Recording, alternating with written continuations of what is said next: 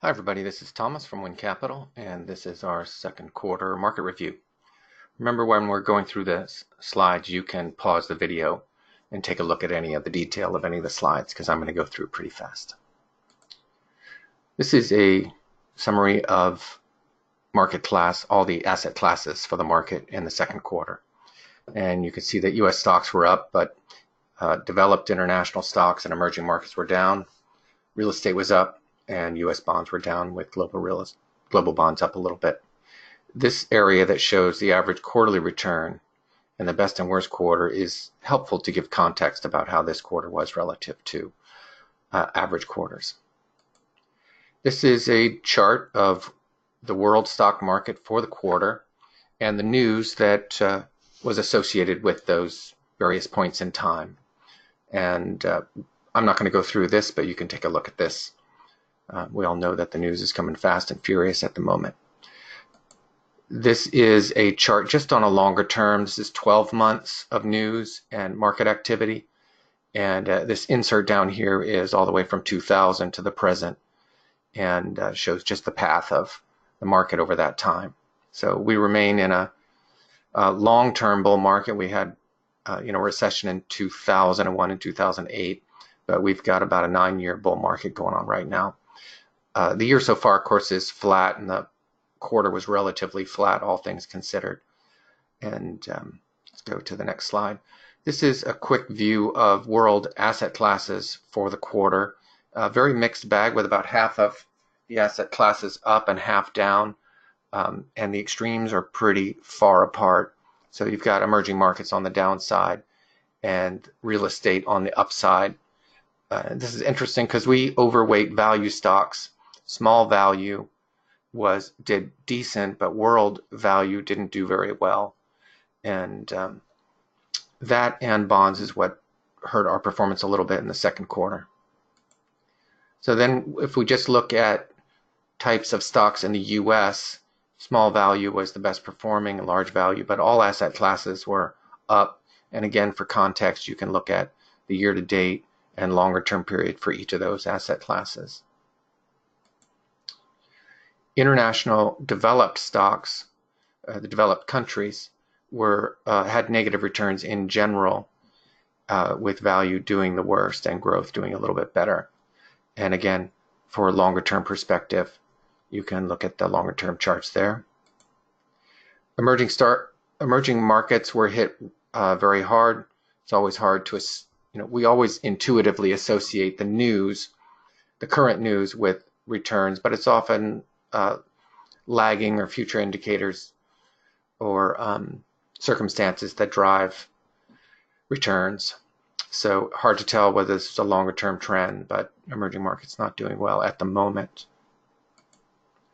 And then country performance was a little bit mixed as well, with a big difference in the extremes of Israel leading during the second quarter and Australia doing the worst. And then in the emerging markets, every single one except for 2 countries had negative returns. And most people are attributing this to the tariff wars and performance of commodities. And we'll take a look at commodities here. So a lot of emerging markets do produce oil and other commodities that developed countries import. And so that is, there's a lot of uncertainty and volatility in these markets, as again, you can see from the best performing to the worst performing, huge difference. Oil up big, soybeans down, and most of these farm products are being attributed to the tariff situation, which is difficult to know how that's going to turn out, but it's causing volatility. Fixed income, there's a couple things to notice, is that this is what's called a flat yield curve. As a year ago, the difference between short-term rates and long-term rates was pretty wide relatively, and now short-term rates have been risen due to the Fed raising short-term rates, but long-term rates have been flat. They're not really hitting.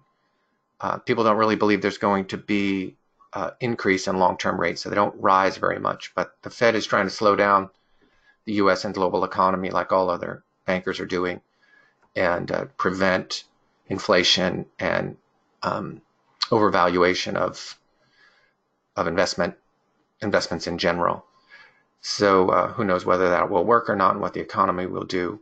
There's really not a good correlation between rising rates and the direction of the market. But that's where that is. And our bond portfolios, we have diversified bonds. We own short, intermediate, and long-term bonds. So since the aggregate bond is down for the year, which I highlighted down here, our bond performance has not been great in the second quarter or for the year. But when rates rise, we're increasing for retirees and for other investors.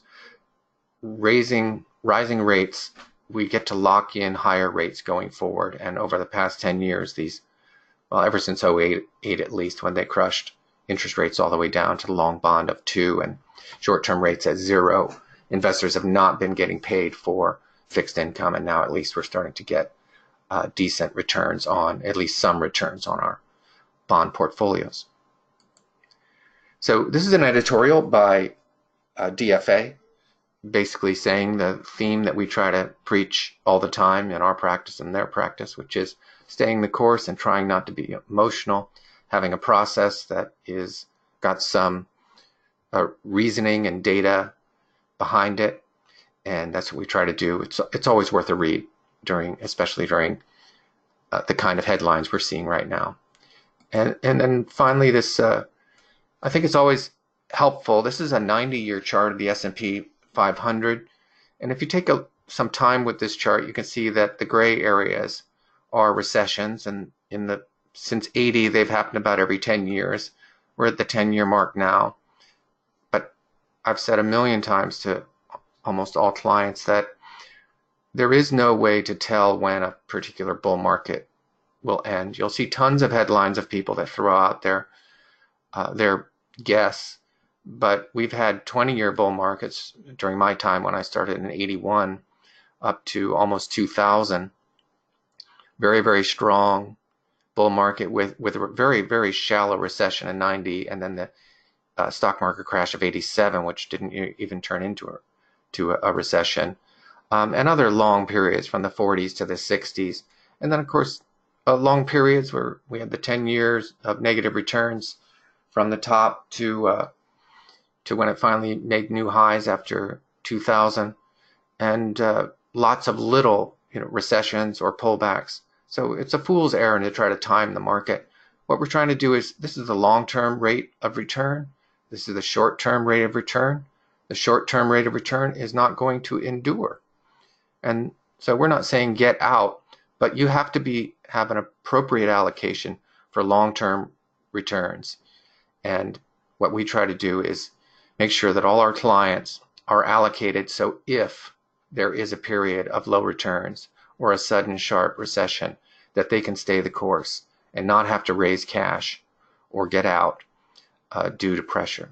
So we're not collecting as much during these bull markets as people that are just performance chasers and put everything into the market in the highest performing stocks and then have huge drawdowns. We're trying to moderate our performance over time, capture as much as we can of the bull markets, but be able to endure the bear markets. So that's it. I hope you find it helpful. And if you have any questions, you can always give me a call. My contact info is all over the place at the beginning of this video. So call if you have questions, and thanks. Bye-bye.